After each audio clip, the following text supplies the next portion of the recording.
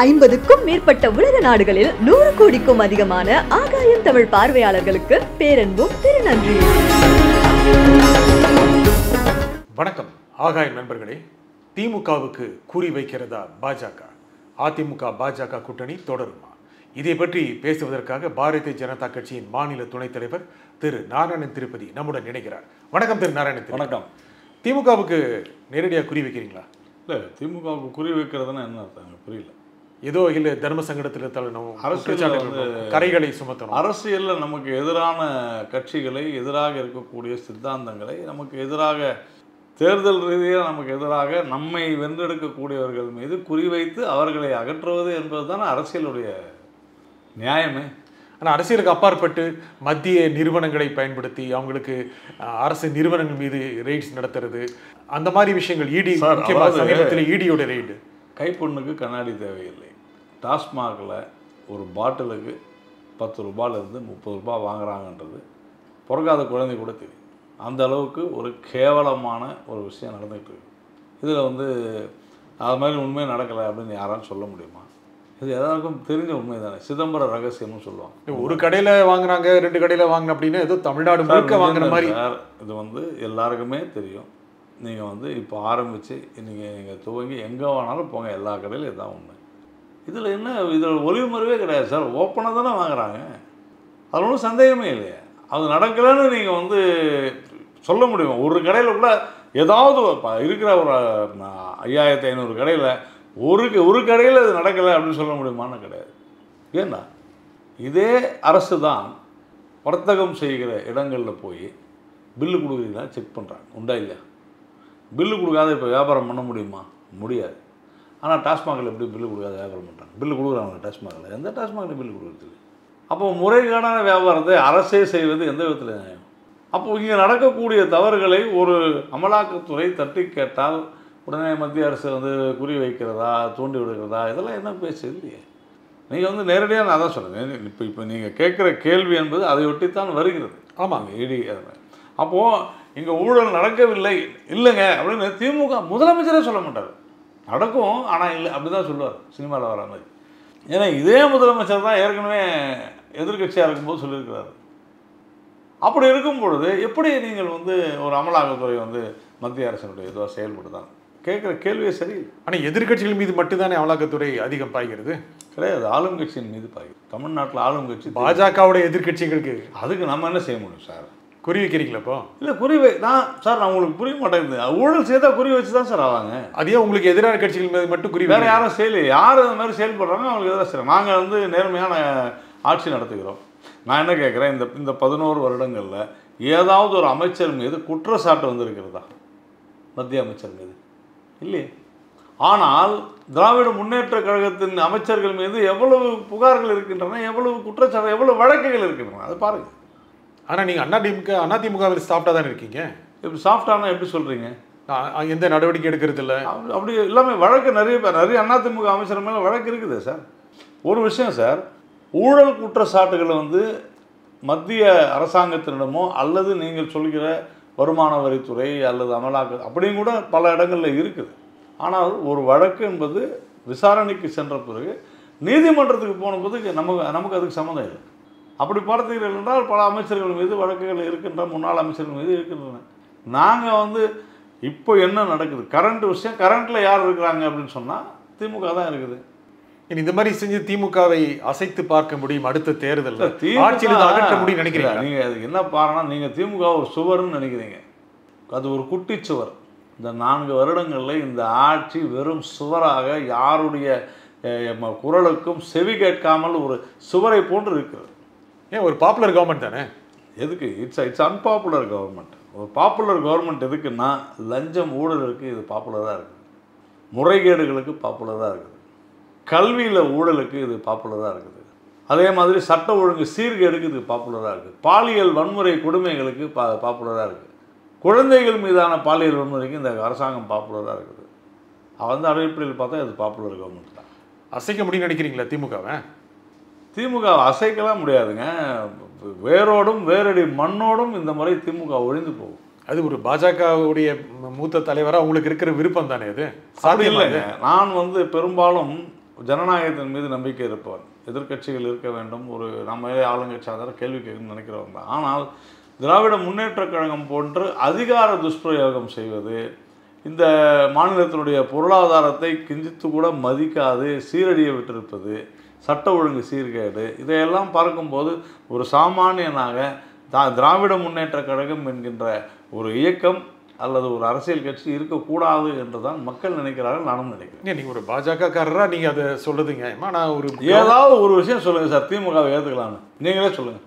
ஏதாவது ஒன்று இருக்குமா? இல்லை இல்லை இல்லைன்னா டக்குன்னு நீங்கள் சொல்லுவீங்களா? நான் சொல்ல இல்லை சார், இல்லைன்ற நான் சாதாரணமாகவே ஏதாவது ஒரு விஷயம் நல்லதுங்க அப்படின்னு சொன்னால் இல்லை இல்லை, பல இலவசங்கள் இருக்குல்ல.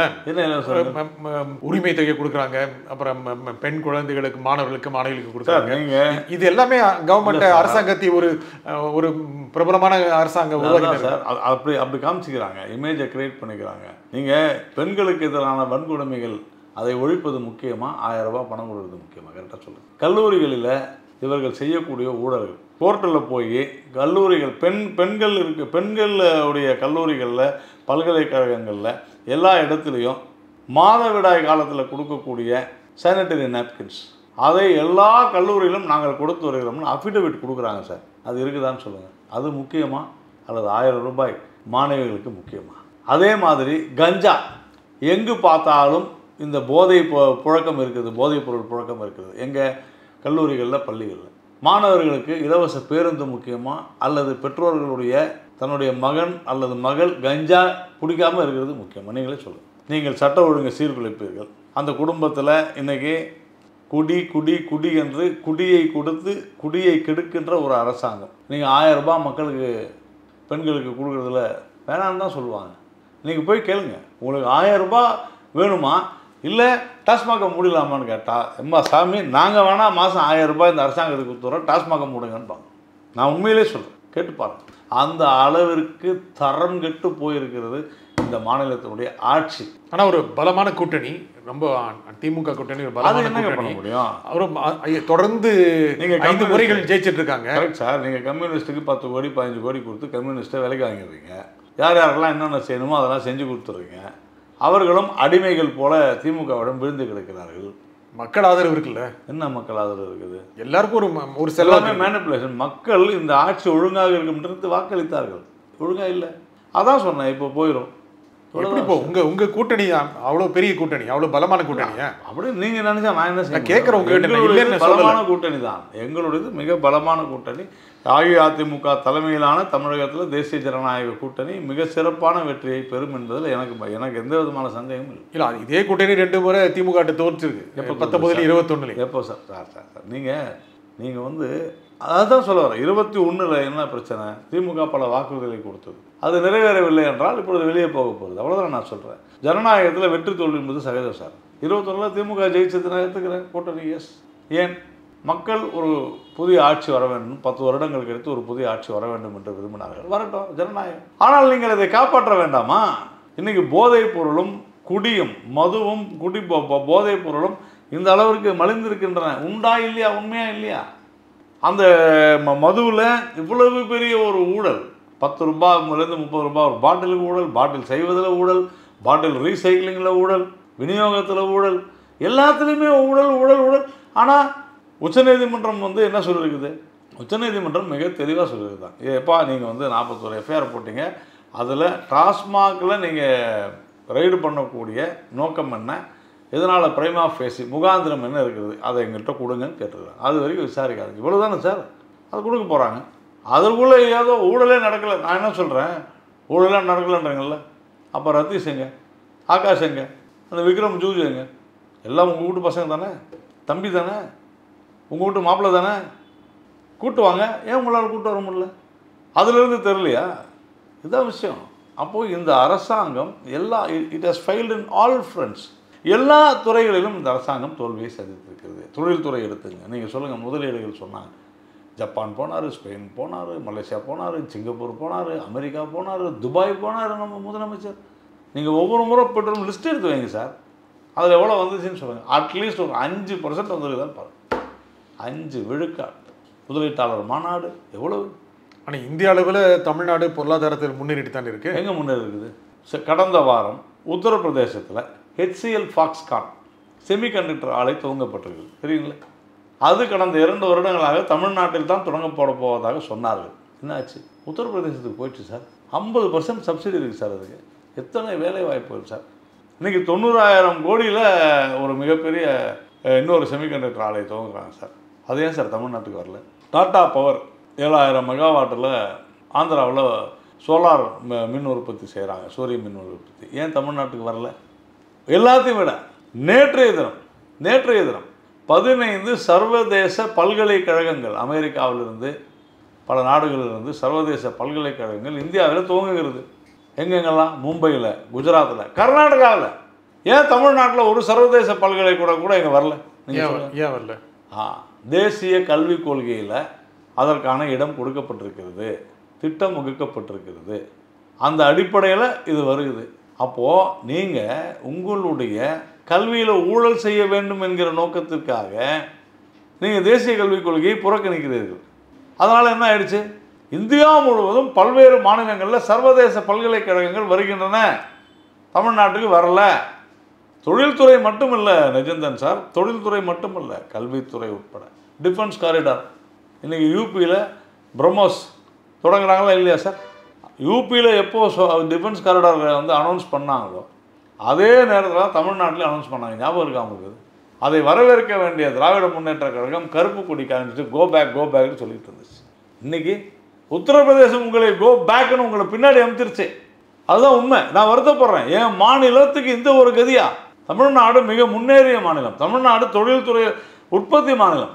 எங்கெல்லாம் துறைமுகங்கள் இருக்கிறதோ அங்கெல்லாம் உற்பத்தி பெருகும், அங்கெல்லாம் தொழில் பெருகும். இவ்வளோதான் சார் தம்பு ரூல்.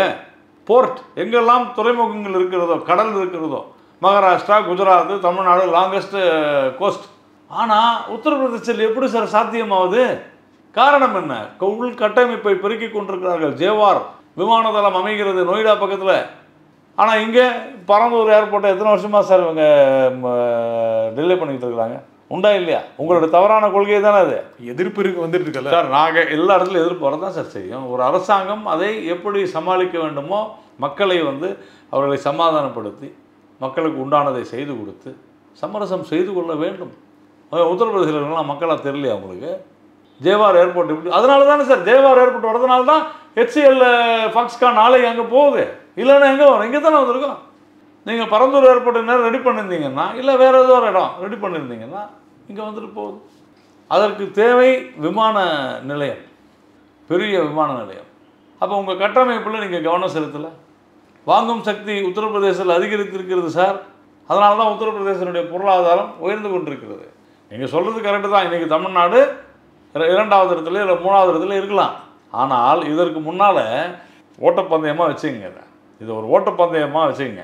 இதற்கு முன்னால் தமிழ்நாடு 3வது இடத்துல இந்தியாவில் இருந்தால் கூட, இல்லை 2வது இடத்துல இருந்தால் கூட, பின்னால் வர 4, 5, 6வது 7வது ஓட்டக்காரர்கள் மற்ற மாநிலங்கள் எல்லாம் ஒரு 5 கிலோமீட்டர் தள்ளி தான் வந்துட்டு இருந்தாங்க. அதனால் நடந்து போய் கூட வெற்றி கம்பத்தை தொட்டலான்னு. இன்றைக்கி 5 மீட்டர் கேப்பில் வந்துட்டு இருக்கிறாங்க எல்லாரும். நீங்கள் எடுத்து பாருங்கள், GST கலெக்ஷன் ஆகட்டும், முதலீடுகள் ஆகட்டும், எல்லாவற்றிலும் நம்மை பின்னுக்கு தள்ள போகின்றன மற்ற மாநிலங்கள், முன்னுக்கு போகின்றன. அதாவது நீங்கள் பாரு, அன்றைக்கிலேருந்து பாரு, இந்த கோடு, என் கோடு இப்படியே பெருசாகவே தான் இருக்குது, ஒரே சைஸில் தான் இருக்குது நீங்கள் சொல்கிறீங்க. ஆனால் பக்கத்தில் வர மாநிலங்கள் பெரிய கோடாக போட்டு கொண்டிருக்கிறார்கள். நீங்கள் சிறிதாக போகிறீர்கள். தவறு. உங்கள் கூட்டணி அதிமுக பாஜக கூட்டணி தேர்தல் வரைக்கும் தொடரும். தேர்தலுக்காகத்தான் கூட்டணி அமைத்திருக்கிறோம். ஆனால் இன்னும் 4 இருக்கே, தொடருமா? நாங்கள் அன்றைக்கி வந்து இன்னும் 4 இருக்கே, அப்போ பேசலாம்னா இல்லை இப்போயே சொல்லுங்கன்னு சொன்னாங்க. இன்றைக்கி நாங்கள் அனௌன்ஸ் பண்ண பிறகு இதுக்குள்ளே ஏன் சொல்கிறீங்கன்னு கேட்குறாங்க. இது என்ன நியாயம்? சாய்ஸ் இருக்குல்ல இன்னும் கூட எடப்பாடி பழனிசாமிக்கு. என்ன சாய்ஸ் இருக்குது? எல்லாருக்குமே தான் சாய்ஸ் இருக்குது. திமுக விட்டு வெளியே வரதுக்கு காங்கிரஸ் கூட சாய்ஸ் இருக்குது. காங்கிரஸை கழட்டி விட்றதுக்கு திமுக விட தான் சான்ஸ் இருக்குது, சாய்ஸ் இருக்குது. விடுதலை சிறுத்தைகள் கட்சி வெளியே வரதுக்கு கூட தான் வாய்ப்பு இருக்குது. அரசியலில் வந்து எல்லாத்துக்கும் தான் வாய்ப்பு இருக்குது. விஜய் எங்களோட சேர்றதுக்கு கூட வாய்ப்பு இருக்குது. நாம் தமிழர் கட்சி எங்களோட சேர்றதுக்கு கூட வாய்ப்பு இருக்குது. இதெல்லாம் நீங்கள் சீரியஸாக சொல்கிறீங்களா? சீரியஸாக தான் சொல்கிறேன். அதிமுக, பிஜேபி, விஜய், நாம் தமிழர் எல்லாம் ஒன்றா திமுகவை வீழ்த்த வேண்டும் என்கிற ஒரே ஒரு ஒற்றை குறிக்கோளில் ஒரு கூட்டணி என்பது கொள்கைக்காக இல்லை சார். எந்த கூட்டணியாக இருந்தாலும் சரி, என்னுடைய எதிரியை வீழ்த்த வேண்டும், அவர்களுடைய பலம் என்ன அதை அறிந்து கொண்டு என் பலத்தை நான் பெருக்கிக் கொண்டு அவர்களை வீழ்த்த வேண்டும். இவ்வளோ தான் சார். பொதுவாக என்ன பேசப்படுதுன்னா, கடந்த முறை மக்களவைத் தேர்தலில் பாஜக கூட்டணி கிட்டத்தட்ட 17% எடுத்தது, அதிமுக 23%. 20-10 எடுத்துட்டா கூட அதிமுக 150 இடங்களை போட்டிட்டா பாஜக 75 இடங்களை போட்டிடணும். அதுதான் ஒரு பேசிக் அண்டர்ஸ்டாண்டிங். அந்த அளவுக்கு இடங்கள் கொடுக்கறதுக்கான வாய்ப்பு நான் வந்து ஸ்பெக்குலேஷனுக்கோ இல்லை அனுமானங்களுக்கோ இல்லை, பேப்பரில் இருக்கிறது தானே. இல்லை சார், ஒரு கூட்டணி இல்லாத நேரத்தில் என்ன அப்படிங்கிறது ஒன்று இருக்குது. அன்றைக்கு என்ன கூட்டணி இருந்த பொழுது அன்னைக்கு அதனுடைய சாதக பாதக அம்சங்கள் என்ன, இன்றைக்கி அதனுடைய சாதக பாதக அம்சங்கள் என்ன. நீங்கள் 2021 சூழ்நிலையை கணக்கில் வைத்துக்கொண்டு 2026 பேசுவது என்பது தவறானது. இந்த ஆட்சியினுடைய அவலத்தை மக்கள் தினமும் கஷ்டப்பட்டு அழுது கொண்டிருக்கிறார்கள் சார். அவ்வளவு ஒரு மிகப்பெரிய அவலம் நடந்தது. நான் கேட்குறேன், சென்னை சிட்டியில் ரோடு போட்டாங்களா சார் 4 வருஷத்தில்? நீங்கள் இன்றைக்கும் அந்த ஸ்டாம் வாட்டர் ட்ரெயின் வெட்டினது அப்படியே தான் சார் இருக்குது. நான் காமிக்கிறேன். எங்கள் வீட்டுக்கிட்டலாம் வந்தீங்கன்னா இன்னும் நம்ம மேம்பாலத்தில் ஏறி போகிற மாதிரி தான் ரோடு கிராஸ் பண்ணுறோம். அவ்வளோ மோசமாக இருக்குது. எங்கும் ஊழல், எதிலும் ஊழல், எப்பொழுதும் ஊழல், எல்லாவற்றிலும் ஊழல். இதுதானே சார் திமுக ஆட்சி. சார், ஆந்திராவில் 7000 மெகாவாட் உற்பத்திக்கு டாடா பவருக்கு ஆந்திர அரசு நிலம் கொடுக்குது. இங்கே சொந்த நிலத்தில் 1 மெகாவாட் உற்பத்தி பண்ணோம்னா 25 லட்சம் ரூபாய் லஞ்சம் கொடுக்க வேண்டியிருக்கு அமைச்சருக்கு. தானே தமிழ்நாடு. அதிமுகவை நம்புறீங்களா? இல்லை, இதில் நம்புறதுக்கு என்ன சார் இருக்குது? எனக்கு நான் பிஜேபியை நம்புகிறேன்.